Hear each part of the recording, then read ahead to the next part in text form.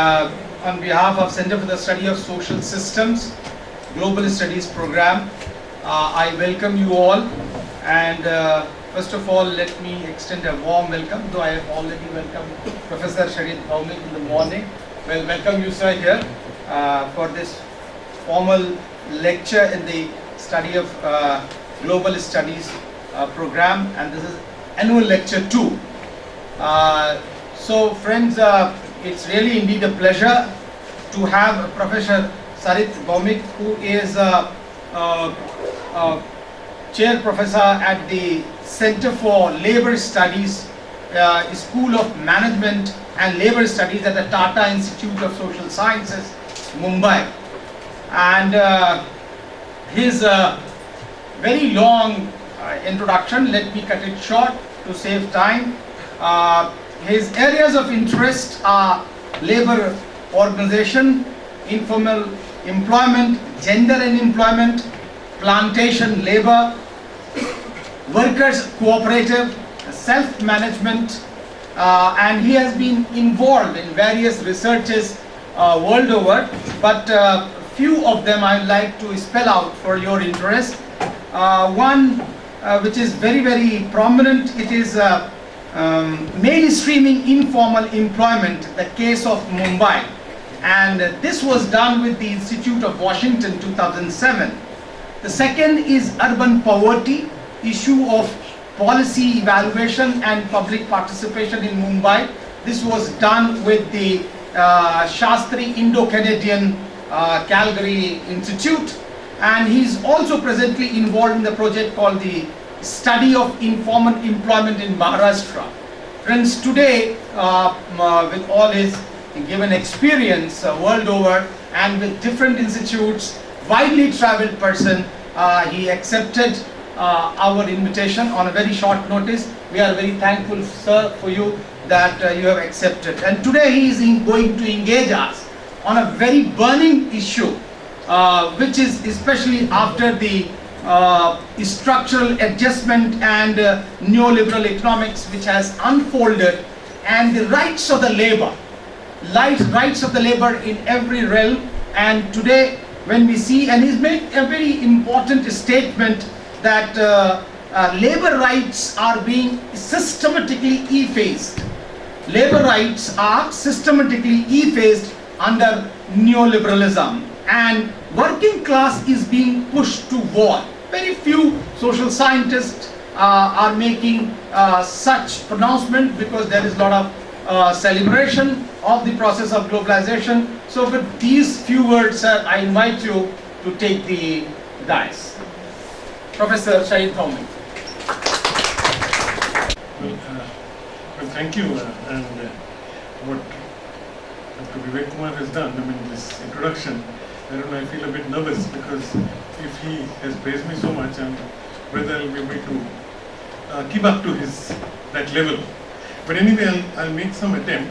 I've been doing this work on labor, and there has been, there have been certain changes. You see, what happens is that labor as a subject has been diminishing in interest. You do have economists, labor economists, talking about labor, but there's a lot of statistics involved.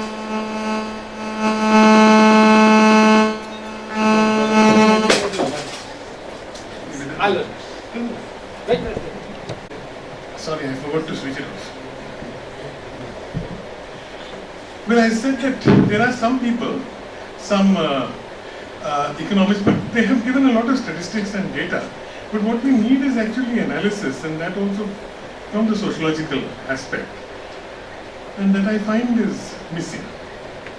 Now, actually, if we start, there's one point of starting around about globalization would be after 1991, when the new industrial policy statement was placed before Parliament. I think it was on 22nd of July.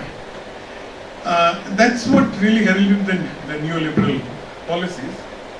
But this was not just, India was not in isolation, because if you see from 1985 to 1981-82, you have the entire former socialist world, which had changed, which had sort of more or less collapsed. The Soviet Union had been disintegrated in 1991, and all of them talked in terms of new market policies. They talked in terms of neo-liberalism, and they were trying to abandon their earlier protective policies.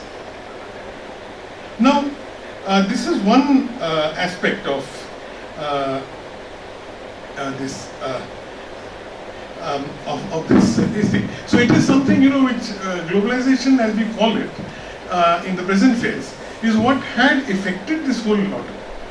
Now, it was actually heralded in the beginning, because if I look into the World Bank report of 1995, it's called Workers in a Globalizing World, where they say that globalization and neoliberalism has created several new jobs, opportunities. And countries like India and Latin America, they must learn to grab these opportunities, otherwise they can never get better employment. By better employment, I mean in numbers, not in terms of quality. Now the fact is that they said that in India, the labor laws are too rigid.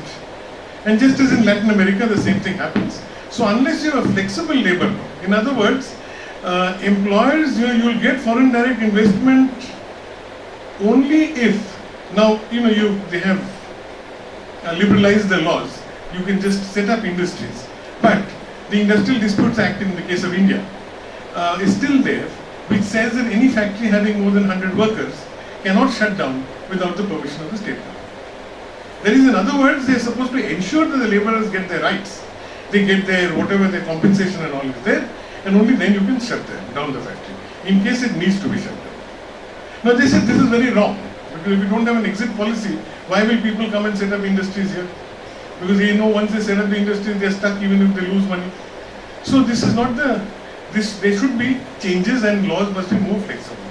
Now, in other words, flexibility, the whole idea was that if we have better laws for industry, then labor will automatically benefit from it.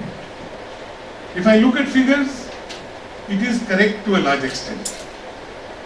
Because after liberalization, employment has increased. Even in India, new types of employments have come up.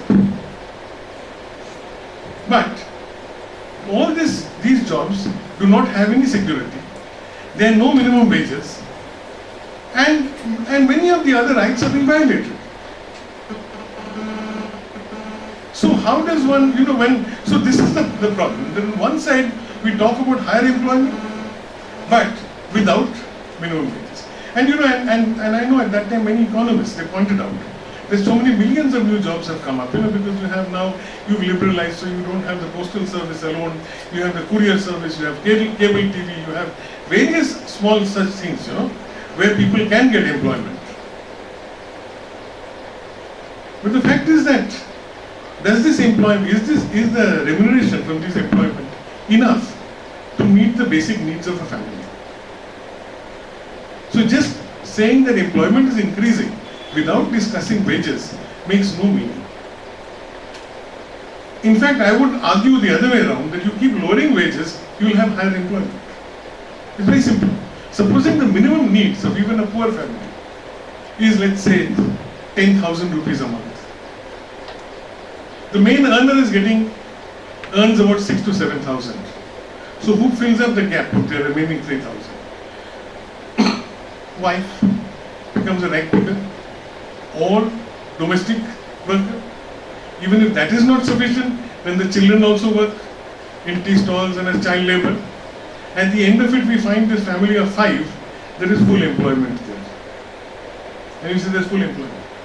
But would this full employment family, the family with full employment, compare it with a middle class person who is only the sole earner and who is getting, let's say, 1.5 lakhs.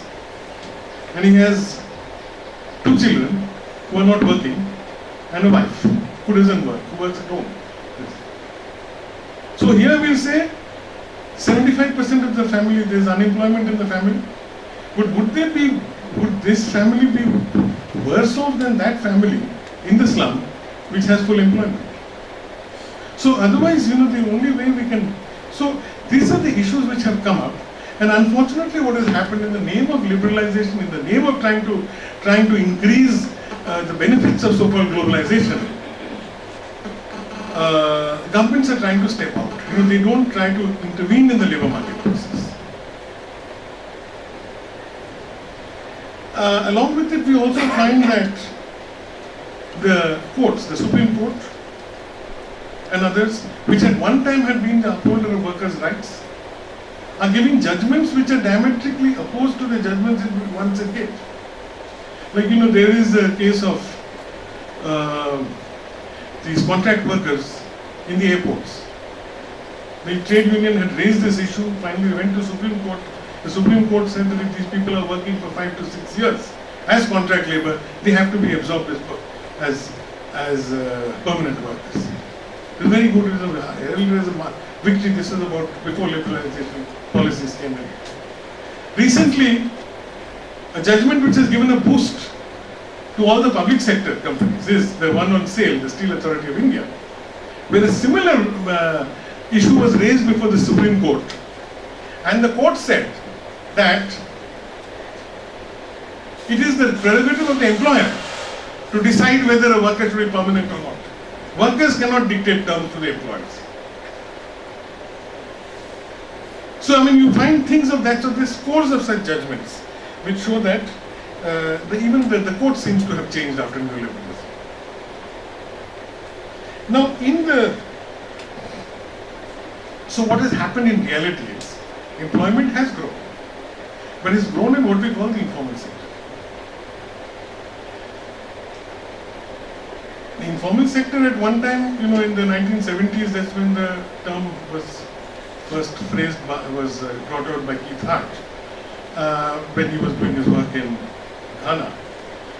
And he saw these types of people who didn't come into the market economy or regular economy.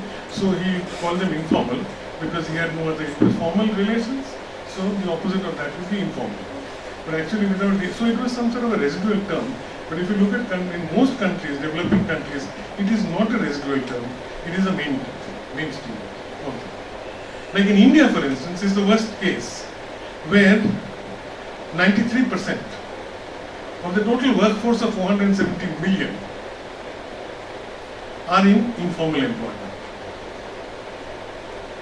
Only 7% are in formal employment, that means who have regular jobs, who have some sort of protection for their jobs, and who gain some post-retirement benefits and other things, while at the Now this figure has actually declined in 1991 census, that is before liberalization came in. It was, the formal sector was 8.5%, whereas now it is reduced to 7%. Because actually what has happened is, the informal sector has kept growing with the population, but the formal sector has remained static at between 28 and 30 million. Of course, you have agricultural laborers, which would be around 90 million, landless agricultural laborers. Then you have small and marginal farmers, about 140 million, and then also the urban informal sector. Now, one part is, what we have to see is that the informal sector, of course, we are trying to praise it by saying that it provides jobs to so many people. Without the informal sector, there would have been chaos, which is also true. That the informal sector has managed to keep these people from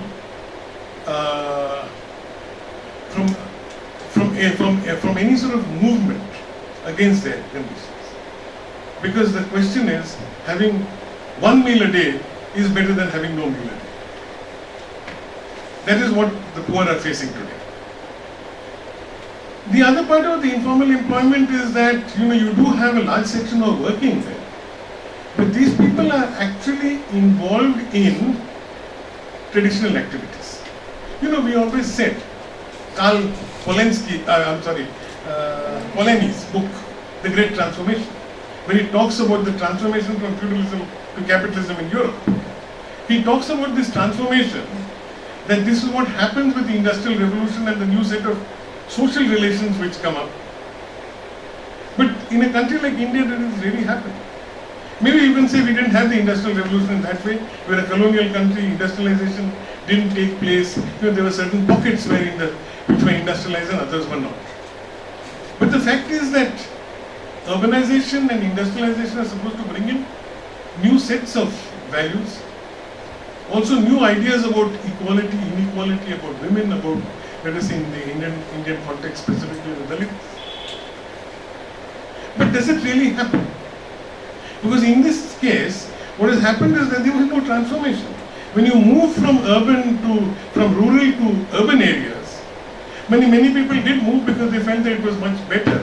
You get much more freedom, which might be true. But then you find, because you have there's such a large section in the informal sector, and they are there because human labor is cheaper than having machines. So when you are going to have human labor performing things which were being done by machines elsewhere, then you are going to replicate the traditional thing. What I mean is that when communities who are involved in cleaning and doing low work, when they come to the urban areas, they are engaged in the same thing. Because the municipalities or other things, I think Sailesh is here, they have not moved this garbage collection.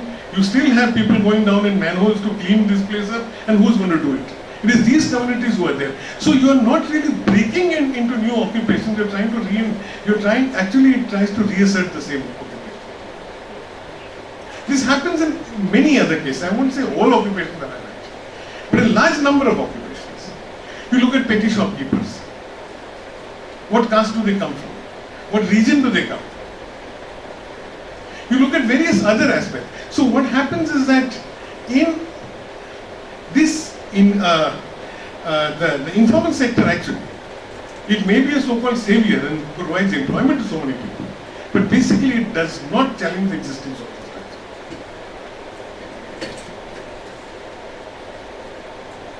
Same happens in the case of, one is with the caste, the other thing is with gender. This entire thing of feminization, this comes up with. Now, when we are dealing with machines, when we are dealing with other things, you do find that it is possible for people to challenge the existing order by saying, why should women not do the same thing? But when you are engaged in physical labor, then obviously the same division of labor which took place earlier, again I am just making a generalization, it's not one-to-one, which was there in rural areas, would be replicated. You find a large number of women are in home-based production. Even if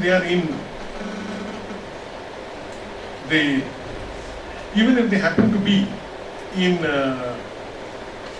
say, in urban areas, people who are involved in doing small activities at home. See, whether it's making papads or doing even more intricate things like embroidery work and all, which actually is linked with the international market. These women, they are supposed to do this work, and in many cases, this is my own experience, because we are working with an organization where we formed a trade union of women workers in Mumbai, and mainly home-based workers and domestic workers and others. You find that in most cases, because they are doing this, it's an extension of their work at home. They don't think that they are workers. It's very difficult to convince them that they are workers. They feel there is something they are doing as a supplementary to their husband's income.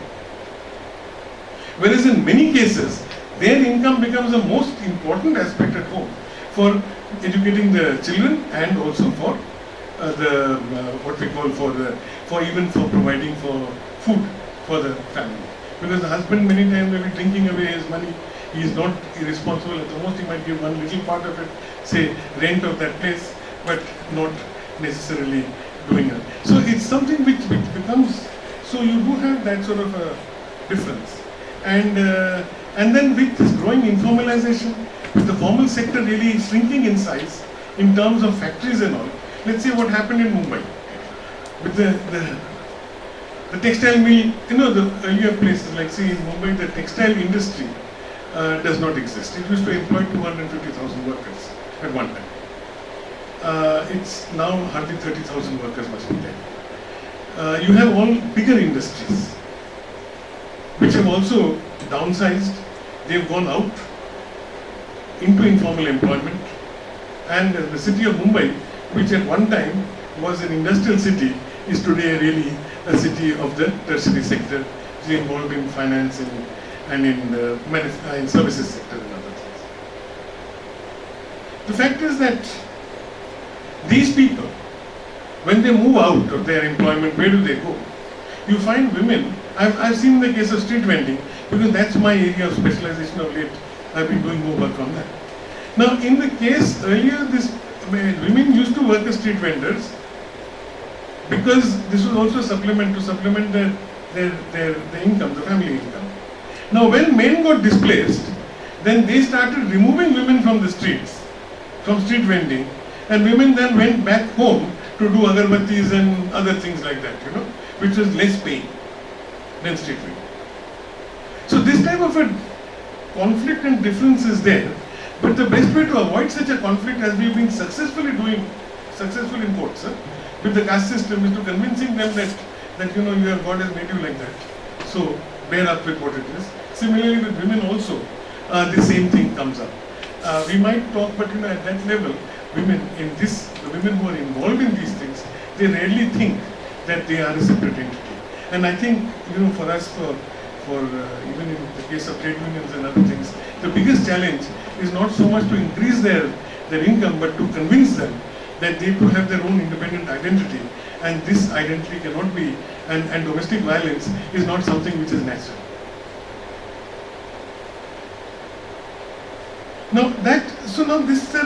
So this happens with the growth of the other aspect of the informal sector. When we had the meltdown in 2008, 9, see this, before that, the Lehman Brothers, they were heralded as very respectable bankers. And suddenly everything collapsed.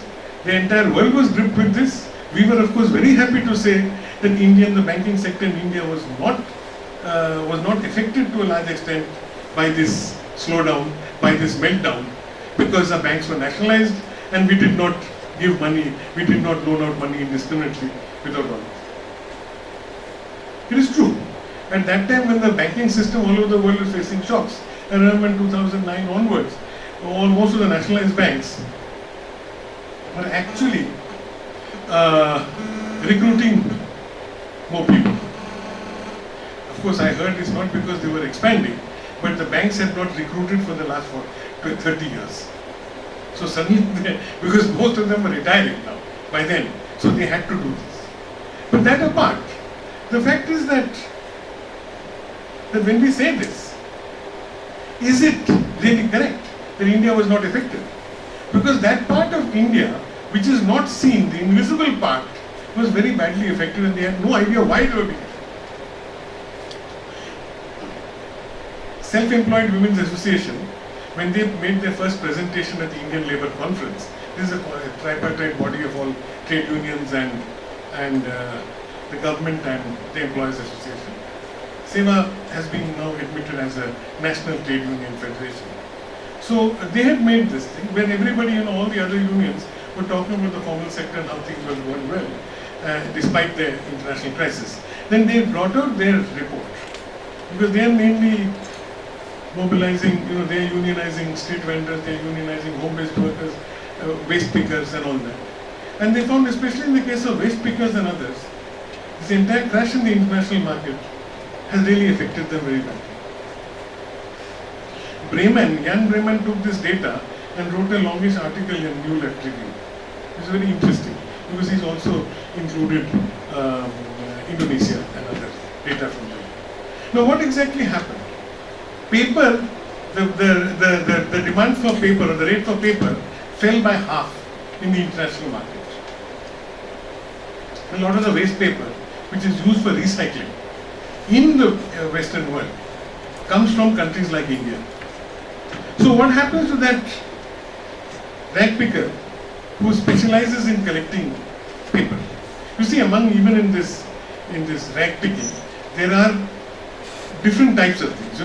They sort out the waste, but many people, they collect plastic, some collect human hair, some collect bones, things like which are all used elsewhere. Now they said that the worst effectors, they said, were the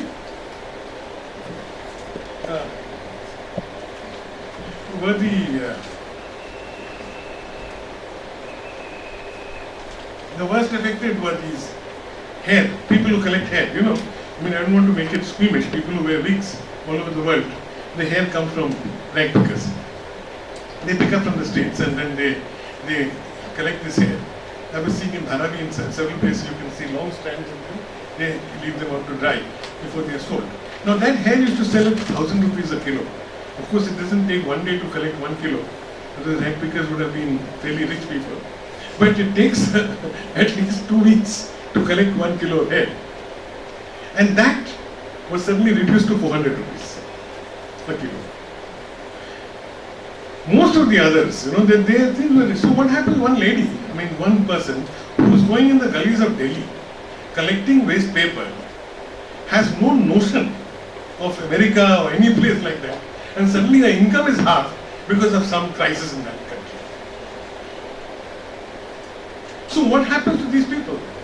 When she starts collection at 5 in the morning, now she has to start at 3 o'clock in the morning in order to get at least a part of what she was getting earlier. So it is not. Same thing happens with people who are, you look at the leather workers, women. Mainly they do this work. Like making belts and bags and various things like that. The demand for this falls in the international market. When the going is good, it's okay for them. It falls in the international market. And yet, so then they are the ones who really suffer. The big companies can overcome all these. And I do find that people who are making these embroidery and various other such things, they do so for the, and they have no idea where it is, because then that's how you keep them away from the bargaining power. That the value chain is so long that they don't know exactly for whom they are making this. If there was a means of trying to jump the value chain, then they would have definitely got better income. Like we've seen in the case of making these keychains in one slum in Bombay, Ghatkopar. These women used to make that when we told them that, if you come together and you try to market them yourself, you might get, they were getting something like some prices, for one keychain, which they made. So they laughed. I said, you could get some much more, because these keychains are sold by street vendors at 25 rupees, and in the shops they're sold at 35 rupees. And these people are getting in there. He said that, one person said, no, she just laughed, said, we can't think beyond prices, you're talking about rupees. So, this is the type of the discrimination which happens there. And so, but people, the worst part is that the informal sector does not allow. So I have been working with them and I think it's very important. But there has to be some ways in which the informal sector should be able to protest about these things. In the formal sector, workers do protest. But in the informal sector, because they're really informal and they do not have any sort of, any form of security, they accept what is given to them. Like people who are rolling these bidis. I remember telling them that if you talk about a minimum wage, you should be, this was about 15 years ago, we were dealing with minimum wages. We said you should be getting 125 rupees a day.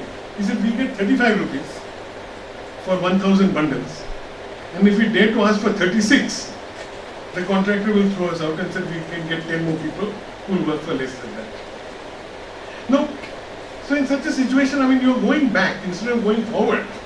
When I look at what was happening, if I look at Frederick Engels' report, I think that was the first ethnographic study which was made on conditions of the working class in England in 1848. You find a similar situation. That you have people who have, there are too many workers and there are too less I mean, and jobs are less, so you can manipulate that, and the state is a mute witness to all this. That is where the intervention has to come. State and also the trade union movement, because trade unions do not really take up these issues. Of late they are, and that's why the movement, I mean, their numbers have increased, but they've been recruiting people in the informal sector. But earlier their whole, I found it very strange, because whenever in any meetings we'd go there, when I talk about unionizing the informal sector, the standard thing would be that if we try to unionize these people, they'll lose their jobs. So I asked them what happened in 1920s with the textile workers, when all of them were in the informal sector because it was iron and fire. The trade union movement started there, and it is because of the trade unions they were able to become regular workers. Laws, they ensured that the laws were passed which favored them. So today the trade union says, no, first the government must pass laws, then we will think about unionizing them. Otherwise they'll lose their jobs. Which I don't know, may or may not be the right thing. But the fact is that this is what the situation is. There's also, in the case of, one of the things is that it's not just there's no division between informal and formal as such. They are two watertight compartments. They are not. Because the informal sector exists to a large extent within the formal sector also. We can see around us the same thing. This institution also is in the formal sector. Right? Let me see how many informal people are there in terms of contract labor. The security, I can say that in my institute also. Of course, government is partly responsible or mainly responsible, because they say that there should be no recruitment in class 3 and class 4 employees. So all of them must be contract and other labor.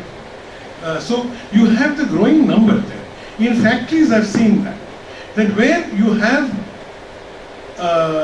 contract labor comes to about 75%. You've seen what happened in Manesar, the Maruti strike. One of the reasons was contract labor. These people went on strike. This is the third strike they had. They had two strikes earlier, one during Diwali, where this manufacturer of Wagoner, that's what is done there, had stopped. The reason being, it was nothing to do with wages, nothing at all. There are these new things which are coming up before the formal sector. The question of their dignity. The main issue was that they wanted their own trade union, whereas the management said that the trade union which exists in the Gurgaon factory should act as a trade union for your also. That was the main goal. Secondly, the issue of contract labor. Management agreed to regularize 1200 contract labor, agreed to increase their tea break from 7.5 minutes to 8 minutes.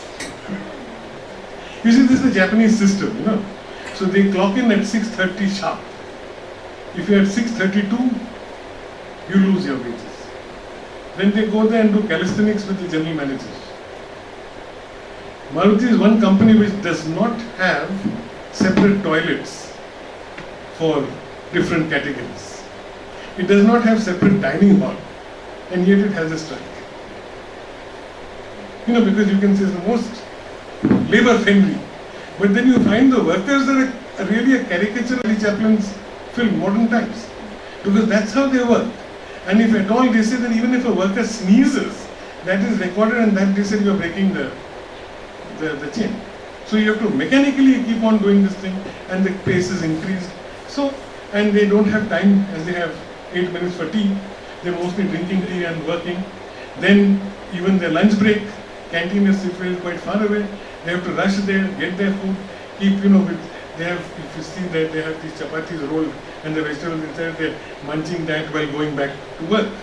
So this was the situation there. They have also, so the formal sector was not really, it's not in a very good shape as we can think.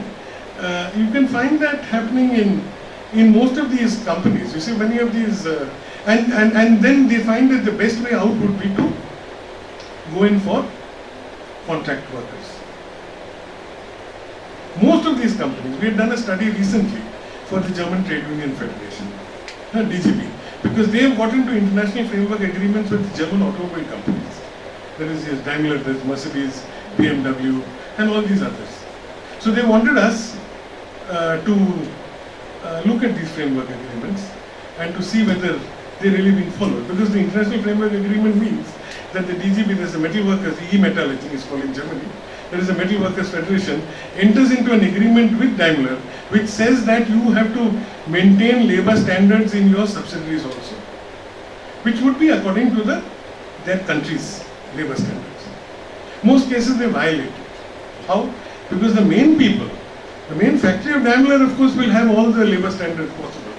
But that main factory contributes to only 20% of Mercedes-Benz. 80% comes from outsourcing. Then the small factories. And they say we don't have any control over them, what can we do? Then you also have a whole lot of people, new category, which was actually brought up in 1975, 76. They are called apprentices. Maharashtra of course takes the cake, because that time they formed the Apprentice Act, which said that a worker, a person who can become an apprentice in a factory, will give them some experience, and then they'll go out, so they'll be paid a stipend of 300 rupees a month. That hasn't changed till now. So now when factories pay workers, when the regular workers paid 20 or 25,000 or 30,000, the apprentice who's doing exactly the same type of work is paid 3,000. And we asked this fellow, the ones who are making that spark plugs, that's also a German company. Now, they said that, look, but we are paying them 10 times more than what the Act says. In fact, we've been doing them a favor, 3,000. So, and no protective clothing because they have to work in front of furnaces and all that. So, I mean, this is what happens in the formal sector. Second thing is that as I said earlier, that how Mumbai as an industrial state has been deindustrialized. Does it mean that these other industries don't exist? Does it mean that cloth production has stopped because the textile industry has stopped in Mumbai? Does it mean that drug production has stopped, otherwise pharmaceuticals? Because most of the companies which were there in Mumbai, Roche, German Remedies, then Allenbury, Glaxo, all these Johnson & Johnson, they've all closed their offices there. No, actually these people have all moved to the rural areas or semi-rural areas, where you can get workers for 1/10 or 1/5 of what you were paying them earlier. And they are not unionized. And they are willing to work as long as you want. I've done a study once for the Dutch Trade Union, Dutch Trade Union Federation, FNB. They wanted me to do a thing on Dutch multinationals, and this was Unilever. And I'd seen that, but how Unilever factory that time, at one time in the 80s it had 5,000 workers in Mumbai. When I was doing the study in 2002, it had been reduced to 700, and by the time I completed the study it was a few hundreds, and by 2008, November 2008, the company had shut down. But production of Unilever increased, because one of it is that they have shifted their production to the small scale sector and to various places where, as they say, that my friend, they're from the International Union. I mean, they have said that this also affects gender, because in Bombay, certain sections in the pharmaceutical country were women. Now, when you shift to a Bharuch or you shift to Daman, you don't get that, because you are bringing workers not from the local areas. You send a bus and get them from Gujarat. Because if they are local workers, they have greater rights, they can always fight for it. So these people are very grateful. They are given a uniform, given a very grand salary of 4,000 a month. Where their contemporaries in Bombay, they used to get 30,000, and they are very happy with say that they are getting this job.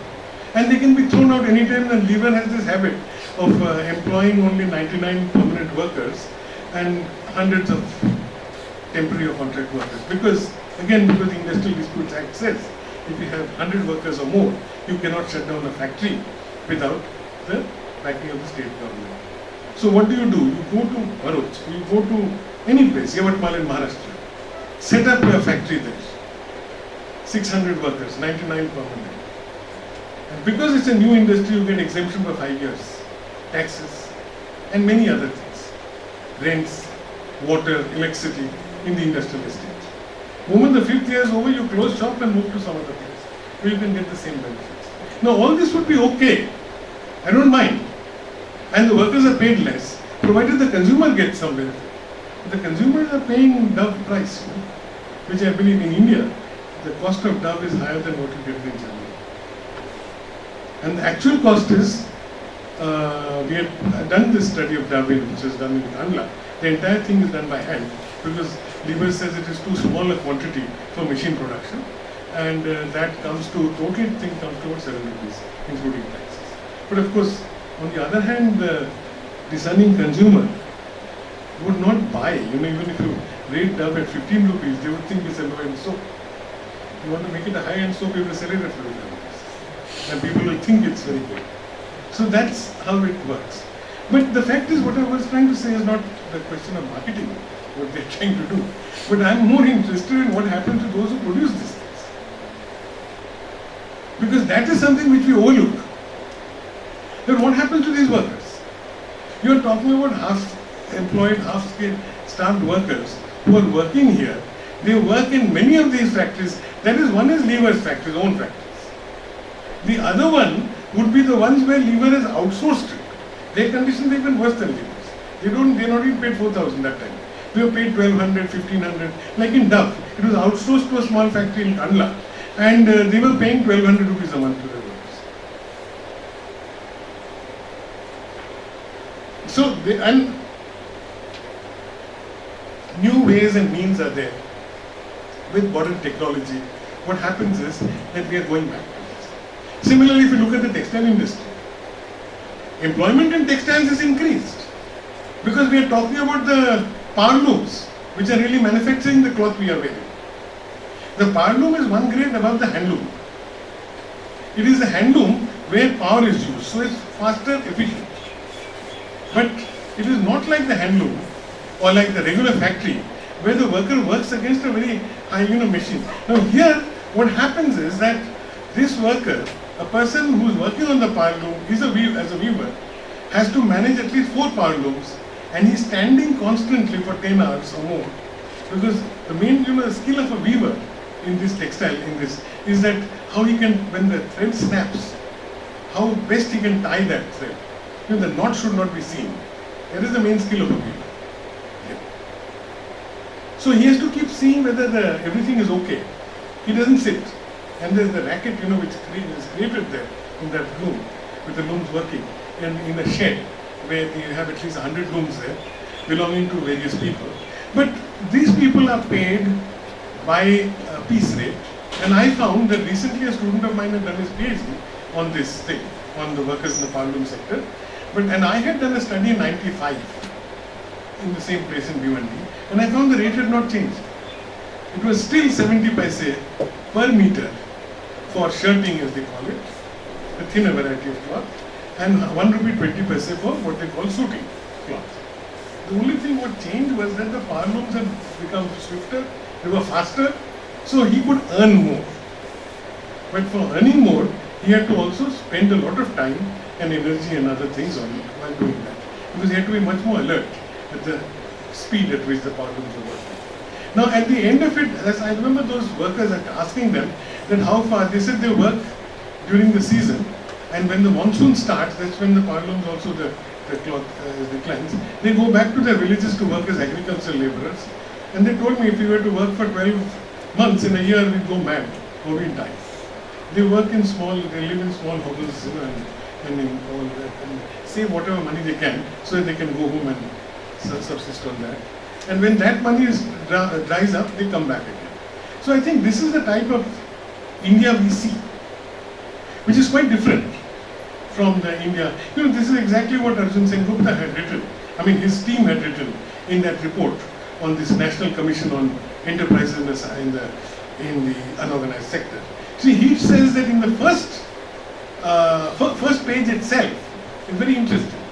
He said India has, after liberalization, 15 years after liberalization, our national income has increased by 125%. 15 years prior to liberalization, the increase was 95%. Per capita income has increased by over 90%. We have foreign exchange reserves of over $200 billion. This is very comfortable.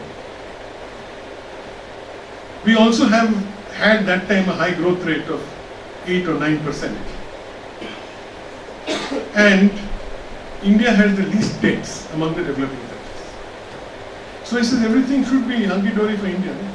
But actually it isn't, because 77% of the population, that is translated into figures, 836 million people spend less than 20 rupees a day. So they said India does not shine for them. And this is what happens, the gap which is there.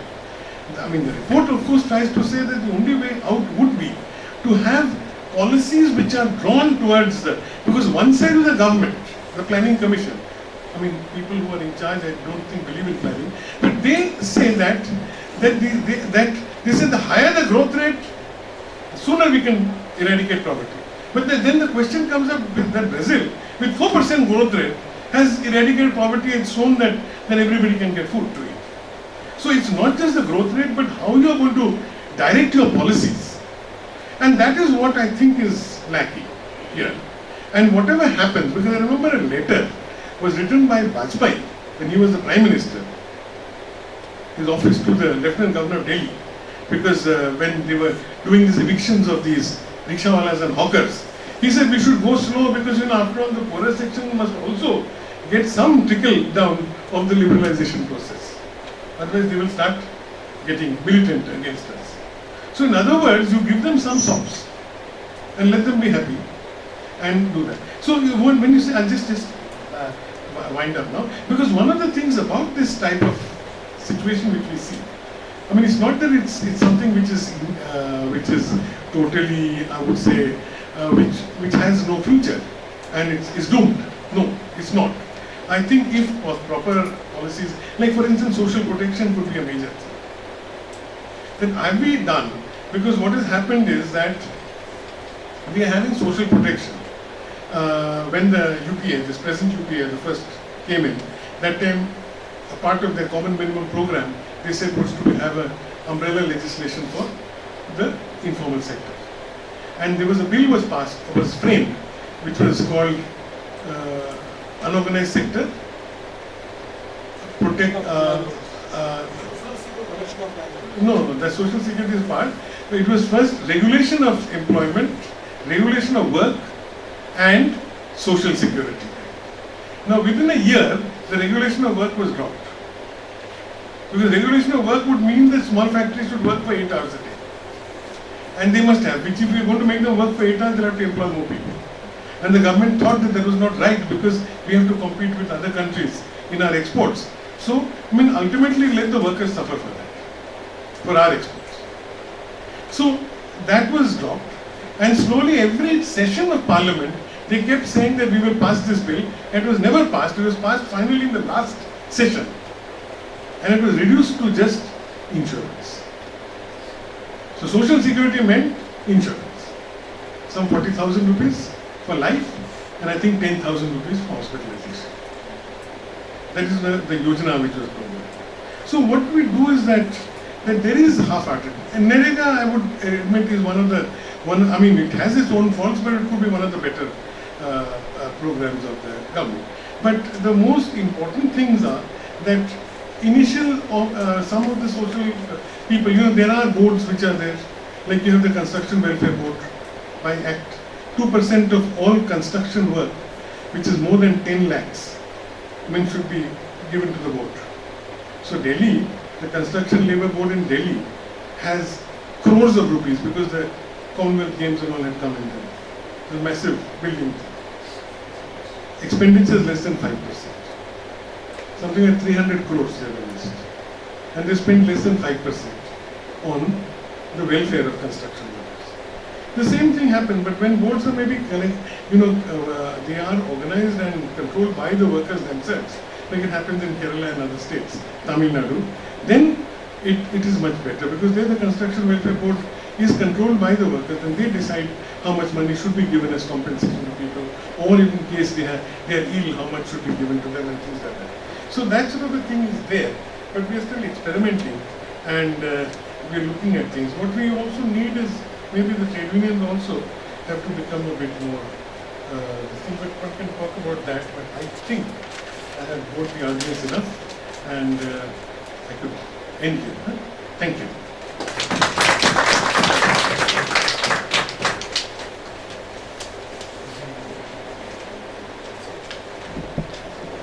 So friends, hairs are no more sold 1000 rupees kg, they are only 400 rupees kg. And 77% of India still feeds on half a dollar per kg. 20 is the 20, of course, half. 20 Yeah, to less than 20. less than 20 rupees. So these are the stark reality. And the worst thing is what Professor Sharit points out is that are wages enough to keep a house going? Especially we don't see them for whom we are talking. And in this context, I think governments are quiet and courts are changing their verdicts. They used to speak on behalf of the workers, but there's a sea change.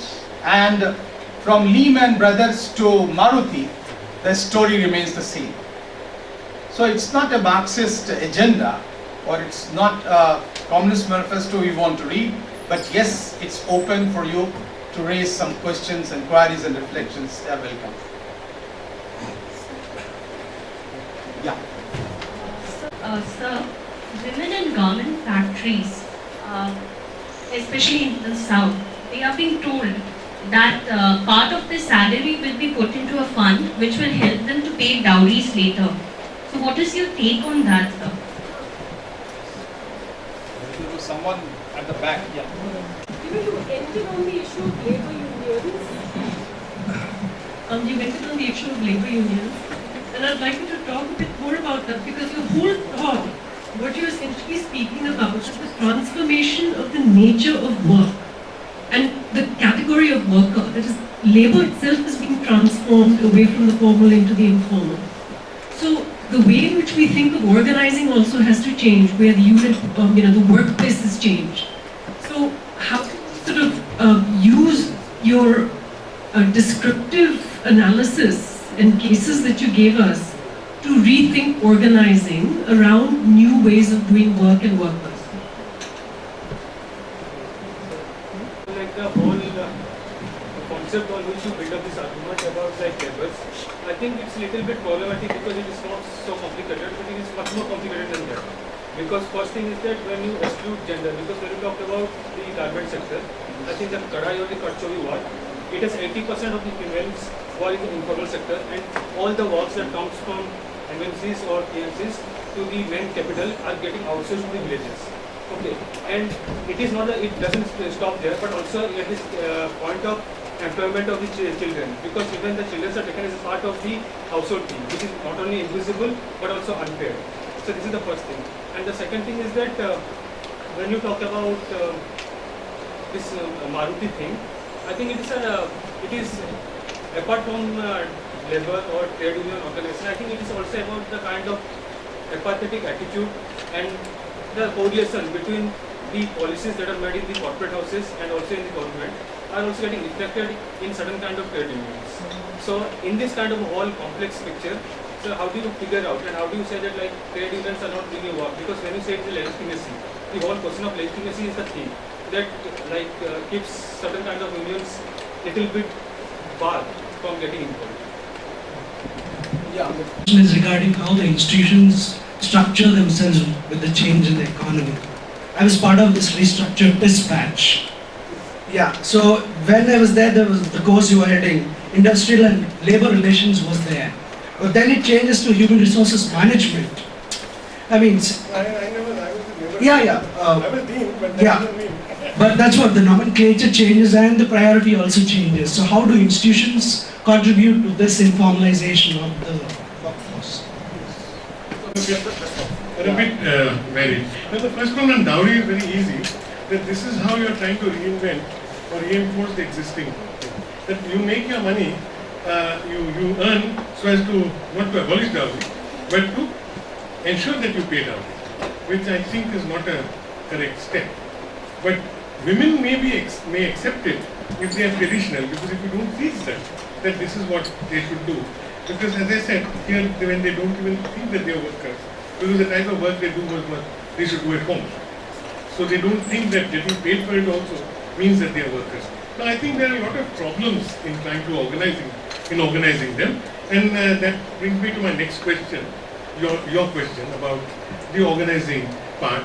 Yes, trade unions are important, but unfortunately I am a bit critical about trade unions. I do support, and I am very much a part of the trade union, I would think. But the fact is that when you have 11 trade union federations and several hundreds and thousands of others, then how does one look into this? India never had such a background in the past. See, when the AITUC was formed in 1920, 31st October, and then it was sort of a joint thing of all the left, the right, everybody was a part of it. It did split. It split in 1929 with the, what is it called, the Royal Commission on Labour. One section, people like Vidi Giri, N.M. Joshi and all, they said we should support the Royal Commission.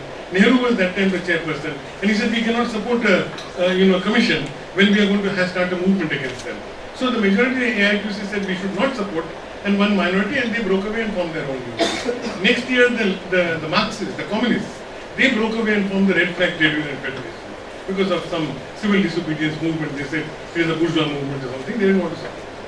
But the fact was that once the Great Depression took place, and the Second World War was approaching, then all these factions came together because they realized that price rise and all these things were affecting the working class the most. And the trade union movement needed to be united in order to protect the working class. But I don't see that today with globalization.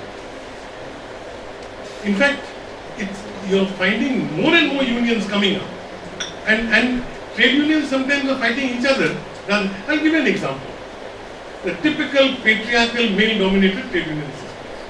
This organization called SEWA, Self-Employed Women's Association. They've been asking for becoming a national federation. Now they unionize, as you know, home-based workers and all others. Now these are our mainstream unionists also think that they are not workers. So the first objection that came up about SEWA was that SEWA is an NGO, it is not a trade union.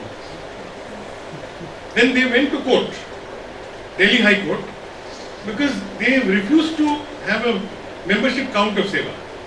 So they went to court, they said we are registered as a trade union, so we have to be recognized as such. And it was found that, and the court ordered for a membership count, and they found that they had the requisite members. At that time a national federation needed 500,000 members, which was spread in 4 industries in 4 states. And they all had that, so it became a part of it. Of all things, which one would think would be the closest associate, is the INTUC and HMS. They said, how can we admit SEWA? It discriminates against men. The Trade Union Act says there should be no discrimination. Now SEWA is anti-men, so it should not become regarded as a union. Now, these are the type of issues which did come up at that time. They have been organizing. Today they have over 1 million members, and which means that they come into the new criteria for becoming a national federation. But the fact is that new techniques have to be taken in. We cannot talk in terms of strikes and table thumping and things like that as in the unorganized sector. One has to think in terms of, and a lot of other things have to come in. We have to talk in terms of not just, we have to also talk in terms of, let's say, self-help groups. We have to think in terms of how to try to make them self-reliant, but at the same time, not just focusing on that itself, but to say that they are workers and they have to get better returns for what they get. And they demand other aspects. So that is, I think, that's what distinguishes a trade union from a NGO. So that would be a major, I think, issue. And I think that the unorganized sector or the informal sector, unionizing them would be a major issue in this sense. It's not just a question of trying to get more for something, but also how to sustain this movement. And that has to be done through various other means. Now, also when I think we talked in terms of this, I think that's what there was no contradiction. That's exactly what I was trying to say throughout. That women's work was not treated as work. And the type of work they were doing And much of the work not only goes to the market in India, but also goes to the market abroad. The type of work which they do in the garment industry and various other things, even the home-based embroidery industry. Now, that is a part of our export. We are earning money. They are increasing the gross domestic product, for which they are not recognized. So that could come in, as I agree with you totally, through unionization and collectivization. It's not a question of individual workers saying, oh, we are workers in there. But it's also through a union and a collectivization where you can say, no, this is what we are. We are workers, we are selling our labor power, and we have to be given the right due for that labor power. So let's, yeah, can we have a second round? Yeah. Yes, Anil. Yeah. First, yeah. Shailesh. My question is about fourth grade jobs in government institutions. Sir, as we know that fourth grade jobs are done by certain caste in India, and those who are doing a first generation of this job, they are somehow managed to educate their children and get out of this social stigma and social strata. So, sir, what we see the Sulab International and other groups who are providing fourth grade jobs, and actually those who are doing these fourth grade jobs are still getting 3,000, 4,000 a month, and this looks like that their children and their all generation will still do the same work. So how do we see that? But if government employ the fourth grade laborers directly, or why Sulab International or other this kind of agencies? Yes. I read your writings on street vendors. I am working on street vendors in Chandigarh. I have conducted a survey on 600 workers in Chandigarh. In a single worker didn't receive any loan from bank, and even a single worker don't know the social security scheme available for them, and the government is also not implementing. And street vendors production of livelihood act is pending in the parliament last 2 years.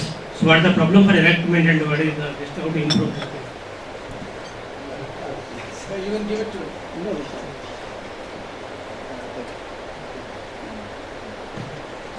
Sir, I agree with you, sir. Actually, the neoliberal policies and globalization certainly affects the laborers in the informal sector. But my observation is that actually more than neoliberal policies and globalization, it is a caste structure and a caste which is significantly contributing in the informalization of labor.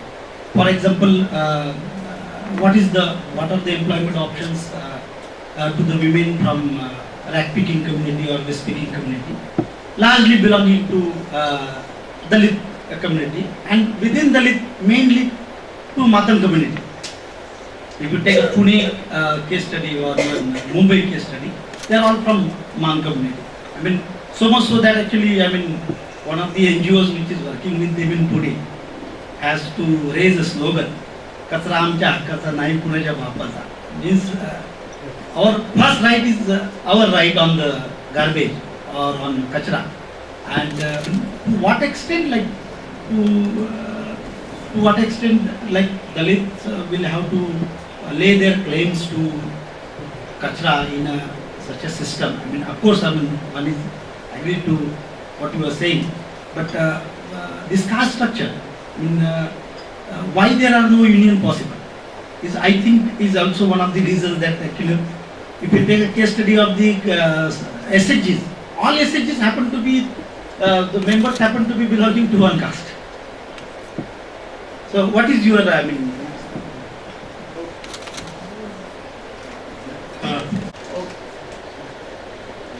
Just give it.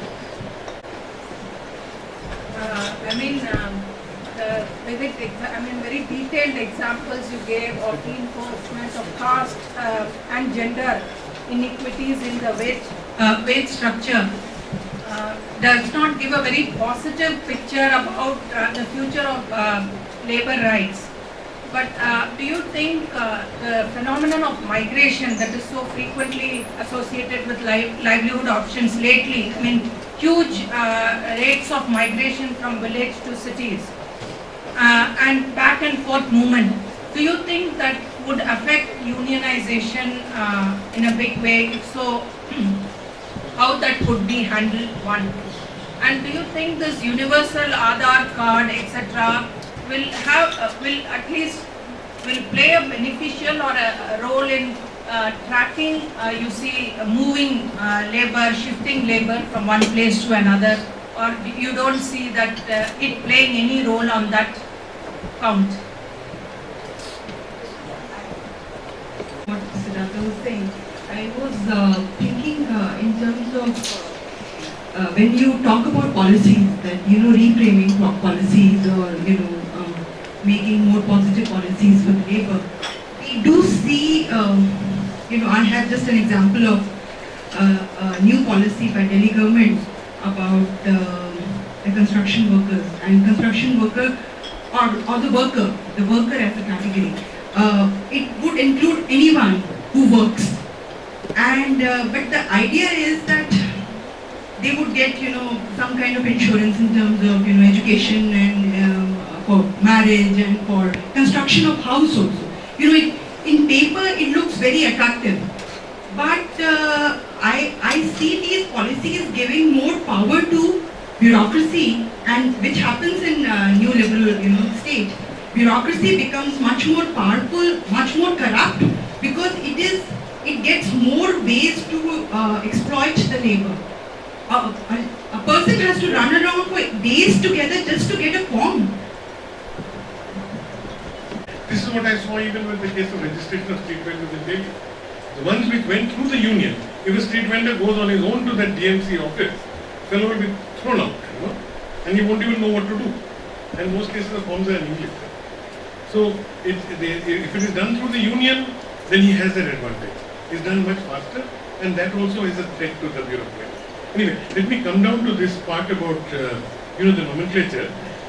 I think because the whole thing is changing from industrial relations, we are moving to human resource management, because we are moving from industrialization, because now industry is mainly the GDP comes from the small scale sector, and we are moving to the other manufacturing sector. I'm not from the manufacturing sector, but the services sector. So obviously it would change. It's also, let us say, cleaner jobs, air-conditioned offices, where you run your human resource management thing, and they wanted to cut off the tail at one time. It's called HM, Human Resource Management and Labor Relations. This is the tail part should go, because that also spoils our chances. But fortunately that remained. But that is true. I mean, when the nature changes, now industrial relations is coming back. But anyway, that's not the point, but I think that's how things change. Now again, I was thinking in terms of the street vendors. Definitely this act has been introduced in the monsoon session. It should be passed. In fact, yesterday when I was planning, I was talking to this fellow. They said that it is going to be passed in this session. If it is, it will be good, and to see how it is done. And yes, financial inclusion is a major issue of street vendors. But as someone said, that what happens to the unorganized sector is, if the jobs, especially the self-employed, which forms 1/3 of the unorganized sector. Now if these people, if they are going to, if these are declared as illegal, like street vending, or anything, or even slums. So once you demolish a slum, you're not only demolishing these huts, but you're also demolishing the livelihoods of so many people who work inside there, and also their future. That is, the children who are going to school are pulled out of school. That whatever little advantages they had is gone. Similarly with street vending, once a raid takes place, the fellow goes back into debt. And so his son, instead of becoming, let's say, anything else, is bound to become a street vendor. Similarly, this lady's son, a daughter, is going to be a home-based worker. Because we are not providing all these attributes. Now about that caste-based thing, I've already said it, but I don't want to repeat that. But the fact is that there has to be diversity. I can just give a small example, if it just take a minute. That we have this program called Globalization and Labor, which is actually meant primarily for trade unionists. It is something that the ILO has promoted in four universities all over the world. We are one of them, but we also take non-trade union students, those who are interested in labor studies. But this time we have a very interesting case of a trade union The trade unionists, normally we get very few Indian trade unions, because they don't think it's worth having an MA to become a trade unionist, or a basic degree must be here. But most of our people are from abroad. They're from different countries. Nigeria, then Argentina, China also we've had, and things like that. But very few from India. This time we have one person who was very enthusiastic. He had met me earlier. He was actually one of these conservancy workers in the municipal corporation. And I thought he was a superintendent. Actually, supervisor. He said, no, I actually shovel this at night. He had started, he has a lot of initiative. He said, my father died a drunkard, but I don't drink, and I'm going to see my children don't come into this job. Because you make things, but the point which I'm trying to tell you is not just that. I mean, it's very interesting. Because this fellow joined the thing, he came with a thing in Marathi to me, which I thought from the BMC, the Municipal Corporation, which I thought meant that he was giving leave for, in case he gets a point. But actually what it said is that you are allowed to absent for their entrance test. Long letter, so big, in closely written, saying that he is allowed to sit for the entrance. But about leave, they haven't said anything. He kept on asking for leave, and he was working at night, coming here. And we have also written, and finally one day we had this IS training program. The municipal commissioner had come. I told him, he said, I don't know about it. I said, look, so many letters have been written. So he said, okay, I will try and do. After that, they started, towards the end of that semester, they started asking him questions. Finally, the letter which was given to him, basically all the officers were calling him, the labor officer, then the additional municipal commissioner in charge of this. They all called him to tell him that he is not eligible for leave. And one letter was the height of it, the final letter, which actually got the Scheduled Caste Commission down to Bombay to charge the commissioner and all. They said that we'll charge you with it. Where they have written to him that we can give you study leave only for something the municipality says for improving your own skills. But since this course will not improve your skills, you cannot get study leave. In other words, I was thinking, what does it mean? Electrical sweeping or something. If you had a course on that, for how to collect garbage more efficiently, they would give him study leave. So in other words, it's also the BMC on other such organizations who insist that they should remain as that. Of course, that letter went to the commissioner and finally got the leave. But his point was that till the commission, actually they summoned the commissioner and the additional commissioner, and they told them by this weekend, if you don't do it, we are going to strike these charges, Atrocities Act against you. And then they got probably scared and they tucked their tails between their legs. And immediately they gave him the leave. But then he wouldn't take the letter. So they kept pleading with him. Please come, we are here till 12 o'clock at night. If you come, please collect the letter. But the point was that you see, this is what happens. It's also the whole issue of not regularizing class 4 employees. What does it mean? Their children will not go to school? If they are going to remain at 1/3 the wages and doing all the work, then what happens to them? What happens to the next generation? Are we trying to ensure, like what the plantation owners did at one time, that you get people into the plantation, get families there, so that their children can also work in plantations? I don't have to go and recruit them and spend money in recruiting others. So are they trying to do the same thing here? That their children also will serve as class 4 employees and we need not spend and do all these things there. So that could be one part. The other part is about this migrant labor.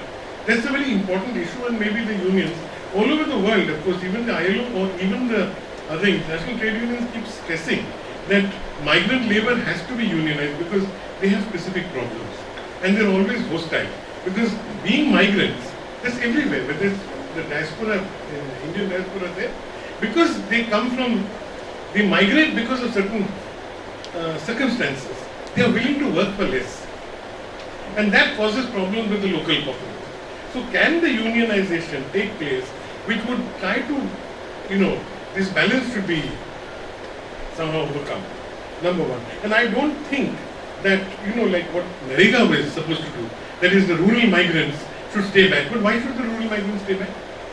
What does a child do? What does a person do after he's passed his 10th standard in the village? He goes to Narega. After he does 12th standard, he then has to migrate to a slum in the city to continue his education, his or her education. But we overlook those factors. We think just getting some employment there is enough. But it's also the ambition of people, human growth, human development, which is also important. And I think it is this type of, the union movement has to take into account all these things. There are certain unions who are looking into this, and the other unions which are very traditional. But somehow, the trade union movement, as I said, I had a lot of hope, and that's the only way something can happen to labor, if something positive. But somehow that doesn't really happen, you know. So the unions have to, perhaps, once they are shocked, like they've done it recently, 20th and 21st of February, there was this strike, where fortunately out of the 10 demands, at least 6 of them related to the informal sector. Whether it is done, it was there, but and not just talking in terms of this. But the Aadhaar card, I just really can't say, because I haven't really thought about that. But, there have been pros and cons about Aadhaar, and I think that's all. Anything else which I haven't? Yeah. Fragmentation of labor rights is often attributed to the fragmentation of laborers or workers, for example. But the thing is, we have so many labor unions, trade unions, in every city, they patronized by every political party. So is it the fragmentation of this? There are so many excessive politicization of labor politics. Is defeating the purpose, or it is the fragmentation of labor workers or laborers that is harming the interest of the working class in India?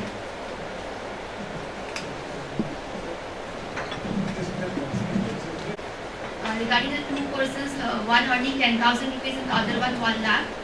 So it cannot be that the productivity of both the courses are the same. Like instead of advocating labor interventionist policies like minimum wages or something like that, is it not appropriate to argue for developing skills in the one who is earning less? Because minimum wages and laws like those will actually lead to greater unemployment, won't it? Because those who are willing to work at those less level of wages will be unemployed.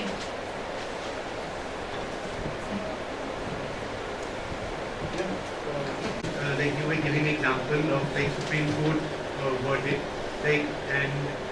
so I would like to ask that what should be the real notion of justice in a democratic country like India? Is it like justice will also become like democracy? Is it like I'm not able to formulate it. I want to ask is like what is the real meaning of justice? There has been a change in the. Yeah, I think I got the point.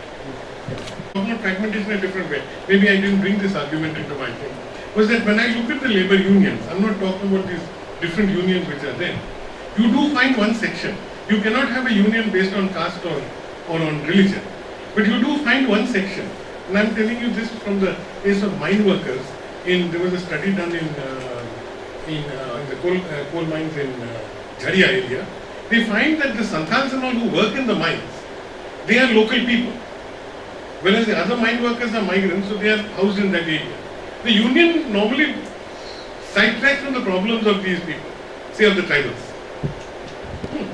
So their problem may be of getting transport to come to work. This is you can use a cycle or something. So with the result, what happens? This happens with Dalits also. When you are not feeling that, you don't start a union of your own, called All India Dalit Union or something. But you could start some Kalyan Samiti, Ravidas Samiti, Ambedkar Samiti, something like that. And here they have Santal Kalyan Samiti, which would actually act as a pressure group for getting these things. Because this also reflects that the mainstream unions may not be able to really look and, satisfy the needs of the marginalized section. So that is one factor, I think, which one has to take into account, and the unions also have to be careful about, have to take care of these things. So I think maybe representation is also important. Now the other question is of minimum wages and what you had raised, that productivity. So who can measure productivity? And are wages always given on the basis of productivity? You can be highly productive, you think, but yet, because of the market reason, it can be your wages can be low. I'm not, anyway, let me not go into that issue. The main issue is that giving more facilities, does it actually lower productivity or increase productivity? I don't know, people I hear from Europe and other places, you know that. I was reading a book recently and interviewed it for EPW called Raising the Global Code, where they have taken 70 countries, developed and developing countries, and they found that the high spending countries, especially Norway and other things, are the ones which give maximum holidays, are the ones which give the maximum childcare facilities, and they give all other facilities. Whereas here, what do we think? The more you give, the less you get. We don't realize that if a worker is made to work for 8 hours, is given proper rest, is given proper wages, then his productivity will increase. But we think that instead of employing one worker, why should I not employ 5 workers and get that productivity? That is the thing. Unemployment will not increase because you are going to, then economy will improve. The fact is that when you are paying subsistence wages, then they are only spending on subsistence. They are not spending on other items. You might say it's very good in the Gandhian way, only food, clothing and shelter, nothing else. But I don't know whether that is progress or not. Whether that sort of a thing really comes. I think that was the point which is relevant. And I think your point is that, I don't know, that's a very tricky question. I mean, the question of what is real justice. I know what you're trying to say, that does it mean that if public pressurizes the courts, that would be justice? I don't think so, because you really don't have the actual public. 20,000, 30,000 people can be there. But who should get justice? Is it the corporates or is it the public? No, that is exactly a class question. See, and that's what this friend of mine, I won't name him, he is a judge in the Supreme Court, he is my classmate. Now, he was saying the same thing, he said it openly in a meeting which I had organized. He said the judges are not above class. Let's not forget that. And judges do not have any bosses over them. So when they interpret the law, they can do it in their own way, supporting their own class. So one has to get out of it, that's what he was trying to say, and look at things objectively. Let's not always look at things just from one side, but that is how the corporate, because now you have a liberalization of the economy. You have everything is liberalized. You have to make laws or you have to pass judgment which will protect this type of liberalization and which would help you to increase your business and other things. And whatever happens to labor will be a trickle-down effect, and that might benefit them. I don't think that sort of an attitude would be really correct. But as they say, the spirit of the law is also important. Why was that law made? Why was the law against contract labor made? Was it just made, just to appease people, or what was the spirit of the law? To prevent people, because after all, if everybody had the same facilities, one wouldn't talk about permanent and temporary jobs. But today, a permanent job means a host of other things. It's not just a fixed salary. It also means if I am ill, I will not lose my job. If I decide not to go to work one day, I will not lose my job. If I break a leg, I will not go broke, giving the moneylender the money to get it. There are several other factors around it. And that's what we need. And if the state can provide these facilities, then maybe you would not talk to it. But the state is not doing it. Because there are areas where the state should be intervening. There is like education, health, drinking water, which will cut down 80% of your medical problems. They say 80% of the diseases are waterborne diseases. And we are still not able to give potable water. So if you give that, but instead you are trying to privatize water, instead you are privatizing education, you are privatizing health, even municipal hospitals and government hospitals are charging some amount now. Nothing is free, no free lunches as they say. So it happens, like in Bombay we have one of the best hospitals for children. It is Wadia Hospital, which is extremely good, as the best equipment is run by Bombay Municipal Corporation. The cost for a women's hospital, there is one women and the other one is for children. The cost for a pregnancy would be 5,000 rupees, which is very cheap by any standards for us, because we go to any place. But can a person earning 7,000 a month pay 5,000 rupees? Then you go in for other place where you have high death rate of either the mother or the child. So that's it. So, thank you.